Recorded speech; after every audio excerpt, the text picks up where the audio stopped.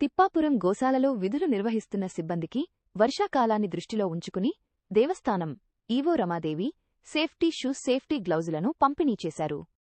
గోశాల పరిసరాల్లో బురదపాములు తేళ్లు ఇతర కీటకాల నుంచి రక్షణ కల్పించడంతో పాటు పశువుల సంరక్షణ పరిశుభ్రత పనుల్లో చేతులు కాళ్లకు గాయాలు కాకుండా ఉండేందుకు ఈ రక్షణ సామగ్రిని అందజేశారు. ఈ సందర్భంగా డీఈఓ నవీన్ కుమార్, ఏఈఓ మహేష్, గోశాల పర్యవేక్షకులు అరుణ్ భద్రతా సామగ్రి నాణ్యతను పరిశీలించి సిబ్బందికి వినియోగంపై అవగాహన కల్పించారు.